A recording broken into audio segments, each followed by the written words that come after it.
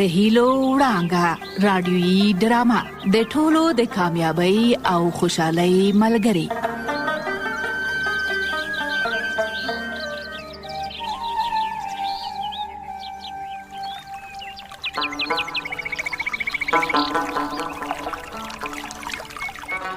زړه ته رانږدې اوریدونکو په سلامونو مو هرکلی کوم. تاسو د هیلو وړانګه ډرامه اورئ. وسنۍ زمانه د ټکنالوژۍ او پرمختګ زمانه ده.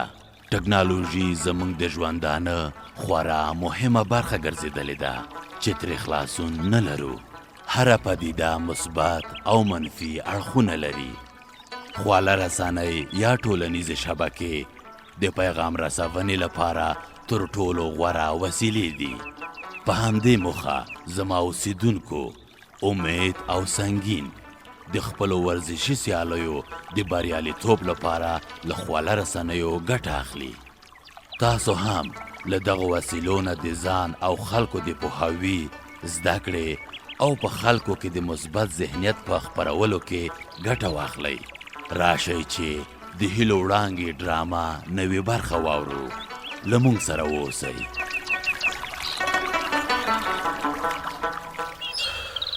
ولا زړه مې شیر زمان خان ته خفه دی. زه خوبونه یې لیدل خو پلار یې شله دی وینا د تا خوبونه باید تور او سپین وي. هغه هم زما په خوښه. خو شیر زمان خان ځان ته یو فکر او پلان لري. ګمان نه کوم چې دومره زر خپله ماتې ومني. خو ما چې څومره ولیدل او وکتل، ملک اصغر خان دې ته په قهر دی چې ولې شیر زمان خان زموږ کلي ته ډېره توجه کوي. ملک نه غواړي چې زوی موږ سره نږدې اړیکې ولري او زموږ کلی آباده کړي. ځکه خو بیرته خارج ته لیږي څو له موږ او تاسو سره اړیکې پرېښي او که پاتې شي نو هم شیر زمان ته مشکل جوړوي او هم موږ او تاسو ته. ملک جنجالي سړی دی. زموږ له ځینو کلیوالو سره یو ډول کینه او عقده لري. داسې ده چې موږ او تاسو به د زوی او پلار ترمنځ دښمني نه جوړوو. موږ او تاسو به خپلې چارې په ډېر تدبیر او حکمت مخکې یوسو چې هیڅ چاته هم پکې زیان ونه رسیږي. که ملک اصغر تر اوسه خبر شوی نه وي، له دې وروسته حتما خبرېږي. ځکه چې شیر زمان د فرهنګي مرکز د جوړېدو او د ورزشي سیالیو په هکله په خپل فیسبوک او یوټیوب کې په دې اړه یو پوسټ کړی و. فکر کوم چې زما په تلیفون زنګ دی. صبر چې دا تلیفون مې د جبه راوباسم. السلام علیکم ګلالۍ لوري، خیریت خو څه دې ویل؟ وعلیکم سلام پلار جانه، مور مې وایي چې چای تیار دی. سمه ده لوري، دا دې درځم. زه به دا چای راواخلم، تاسو کینئ. اوهو مولوي صاحب، چای ته څه اړتیا وه؟ هسې د ناقه ماشومان په عذاب کړل. خیر دی، هم به خبرې کوو او هم به یوه پیاله چای وڅکو. عارف جانه، زه خو والا چې ډېر ستړی شوم، یو څو دقیقې د دې جومات مخې ته دمه نه کوو؟ ښه خبره ده آصف خانه، درځه همدلته کښېنه چې یخ سوری ده. ډېره ښه ده، د هغې ونې سیوري ته کښېنو، ښه ببره ونه ده. سمه ده، راځه. دغه ده، زه خو کښېناستلم، ته دې ځان ته ځای پیدا که نو. زه د دې څنګ ته دادی کښېناستم. زه به د واکسین دا بکس هم وګورم چې څومره واکسین مې پاتې دی. مه ورخطا کېږه، لا خو مو د یو کلي ماشومانو ته واکسین کړی. ته صبر شه، زه یو عکس واخلم او د ډاکټر صاحب واتساپ ته یې ولېږم. ورته ولیکه چې د خوشحال خیلو کلی خلاص شو او ملک خیلو کلي ته ورسېدو. سمه ده، خو یوې خبرې ته متوجه شوی یې او که نه؟ کومې خبرې ته آصف خانه؟ دا د ملک خیلو د کلي خلک څه بل ډول خوی او خصلت نه لري؟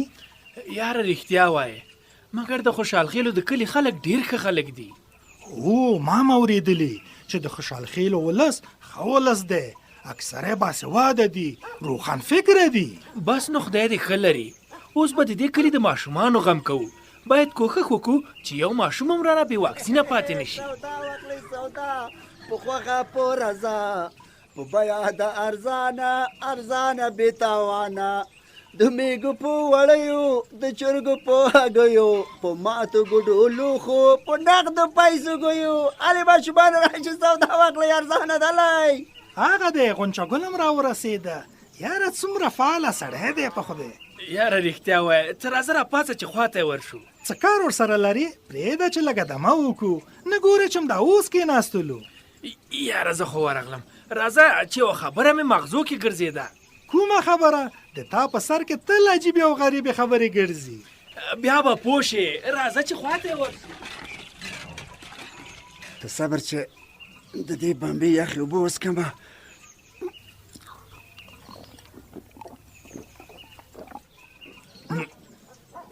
ماشکل عجیبې یخې اوبه دي.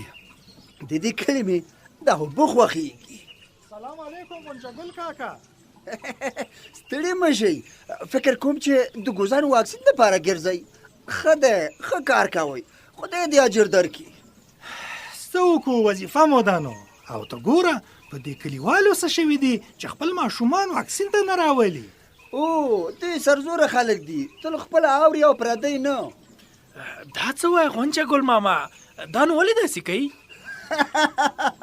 دوی کې اتفاق او اتحاد نشته، نه پکې مشر شته او نه کشر. دلته ټول په خپل سر دي. ښه دا خو ښه خبره نه ده والا.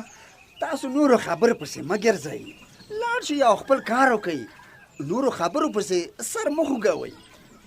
ښه ده چې پوه دې کړو. راځئ چې درې واړه سره ملګري شو. امر کوه. درې واړه به سره ملګري شو. ته به غږ کوې چې ماشومان راتلل، ته به پرې سودا خرڅوې او موږ به ورته واکسین کوو. بالکل مې خوښه شوه. درځئ چې ځو. راځئ. عاشق الله خانه، وایم کور دې لږه ډک شه. وګوره چې ملک اصغر خان ځان ته څه ژوند جوړ کړی دی. دا ماڼۍ وګوره، دا باغ وګوره، دا ګلان او بوټي وګوره. او والله چې په خدای ملک صاحب ځان ته ښکلی ژوند جوړ کړی. نام خدا. خدای خبر څه سره وایې چې داسې پټې پټې خبرې کوئ. اوهو شیر زمانه ته ستاسو د کور او باغ صفتونه مو کول. دا جوړه توتیان چې وینې نو تل به یو ځای ګرځي. ټول خلک ملګري لري، خو یو ته چې نه یار لري او نه دوست. ښه همت خانه، ووایه که نه څه ته راغلی؟ امر و خدمت. ولا څه ووایم، خبرې کولم زړه غواړي. خیر نو زه به م سل زړونه یو زړه کم او خبره به درته وکم. بس خبره دې په ډاګه ووایه. خبره داسې ده چې څه موده مخکې مې د ملک صاحب اصغر خان یعنې ستاسې د پلار په مشوره د شپې له خوا د ملک حضرت خان د اوبو وار پټ که او ستاسو ځمکې مې اوبه کړې. ملک صاحب اصغر خان یې په بدل کې راته پیسې راکړې. ښه عاشق جانه خبره یې مرداره کړه. ولې غلی شوې؟ خبره دې وکړه. اوس ملک حضرت خان او میراو په مونږ خبر شوي دي او شاید په قمندانۍ کې په مونږ عریضه وکړي. وایم در په در شي بیا دې دوکه کړو. وایه کیسه دې وکړه، ما غوږ نیولی. دومره چې د ملک صاحب دپاره خفه یم، خپل د عزت په فکر کې نه یم. که په رښتیا دا کار وشي نو مونږ به څه کوو؟ دا ته څه ګډې وډې وایې؟ زه خو دې حق کو حیران کړم چې داسې ده ته په خپله ورشه او له پلار سره مې خبرې وکړه. زه مې د پلار په کارونو کې غرض نه لرم او نه خو راته د دې کیسې دروغ او رښتیا معلوم دي. نه ولا که دروغ وایم، دغه دي 2 نفره شاهدان لرم چې نارګل او عاشق الله. بد کوي، موږ هېڅ خبر نه یو او نه د چا شاهدان یو. دغه دی. رښتیا وایي، خوشې بد کوي. موږ دې شي نه خبر نه یو. موږ یاسې په چله په دوکه دغلته راوغوښتلو او اوس په ګډه وډه سر دی. والکه همت خانه، تا خو به اول خپل شاهدان پوه کړي وای، بیا به راتلې. احمقانو، ګینې تاسو را سره نه وئ، ولې منکرېږئ؟ دروغجنو. نه موږ هېڅ خبر نه یو. دا ته څه وایې؟ والکانو زه یم همت، ستاسو ملګری. نازواني مه را سره کوئ. کوم ملګری؟ هماغه چې کلنګي چرګ رانه پټ که، هماغه چې ډول د راته مات که، هماغه چې وده ځورولم او دغه ده اوس د راباندې غلا واړوله. شیر زمان خانه، زه رښتیا وایم، دوی دواړه له ویرې درته دروغ وایي. ښه چې داسې دا لږ صبر وکئ. هغه دی پلار مې هم راغی، له نږدې به ورسره خبرې وکړو. کومه ده؟ چېرته دی؟ همت خان همدا دی، د منډې وخت دی. ځان وباسه چې خبره مرداره شوه. هله چې وتښتېده ودرېږه، چیرې لاړې؟ لاړه. والکه چې نارګل احمد خان مصیبت خان خو په تېښته بریالی شو. وی تاسو دواړه مه ډارېږئ، کښېنئ، غلي کښېنئ دلته. شیر زمان خانه، ولا چې موږ دواړه په هماغه شیبه پښیمانه شولو، بس یو بد ورانه وشول. احمق شولو کنه نو دومره بد خلک خو نه یو او موږ دواړه یې دوکه کړو. ځه خیر دی، اوس چې هر څه شوي دي خو آینده کې ډېر پام کوئ. ستاسو او ستاسو د کلیوالو د کور ودان وي چې دا خبره مو رسوا نه کړه. زه اوس په کومه سترګو خپل پلار ته وګورم، ولا چې ډېر بد کار شوی. زموږ کلیوال ستا لپاره له دې خبرې تیر شول او خاوره یې پرې راواړوله. رښتیا وښځئ، شیرزمان چېرته دی؟ لکه چې بیا دی د خوشحالخلو کلي ته تللی دی. غاړه دې مه بندوه وسړیه، خپله کوټه کې دی څه شی لولي. څه شی لولي او که له موږ سره له کېناستونه تښتي؟ څه ووایمه، ورته په خپل یې وګوره.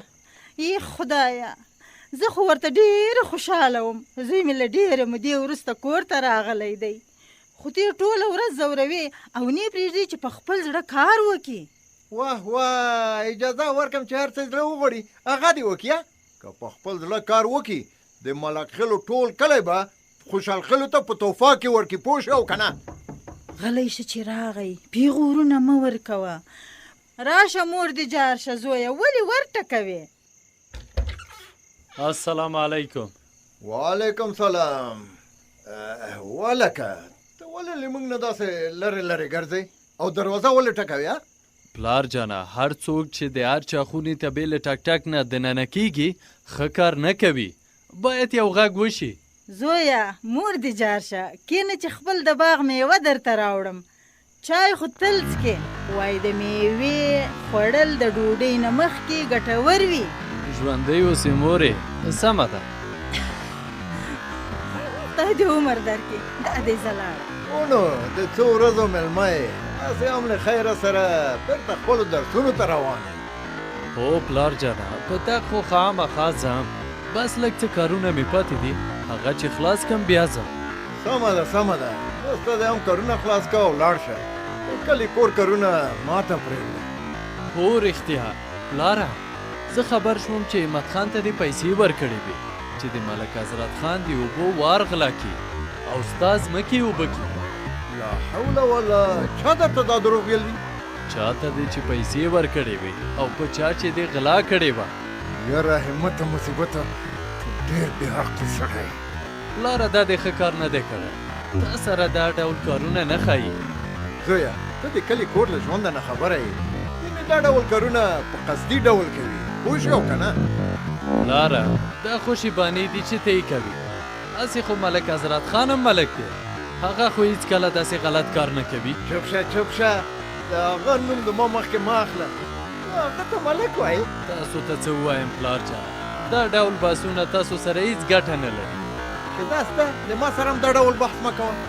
د خولې دې د شیدو بوی ځي او د یو ملک سره لګیا یې بحثونه کوي. خوشحال خلکو درنه بې عقل جوړ کړی دی، بې عقل پوه شوې که نه، او ګټه درنه اخلي. ما هېڅوک هم نشي دوکه کولی پلار جانه، ما ځکه له هغوی سره مرسته وکړه چې هغوی د مرستې لیاقت لري او په قدر یې پوهېږي. زویه د میوې قاب واخه، دارو دې شه. مورې زه مې د پلار جان په خبرو موړ شوه، پلار ته مې ورکړه چې نوشې جانې کې زه لاړم. وسړیه دا څه شروع دې کړې ده، ولې مې زوی حق نه حق ځوروې؟ هغه په خپله د ځان دښمن شوی دی، زه ورسره کار نه لرم، پوه شوې که نه؟ دا خو به ښه وي چې زر تر زره بېرته په خیر سره لاړ شي. محترمو اوریدونکو، تاسو به په ډرامه کې اوریدلی وي چې زموږ سیمې ته د واکسیناتورانو یو ټیم راغلی و څو د شاوخوا کلیو ماشومانو ته واکسین ورکړي. تاسو خبر یاست چې 2 څاڅکي واکسین ستاسو کوچنیان له تلپاتې معلولیت څخه ژغوري. که غواړئ چې کوچنیان مو تل روغ او صحتمنده اوسي، نو خوراک، څښاک او واکسینونو ته یې پام وکړئ. تر بلې ډرامې مو په لوی او بخونکي رب سپارم. روغتیا مو په برخه.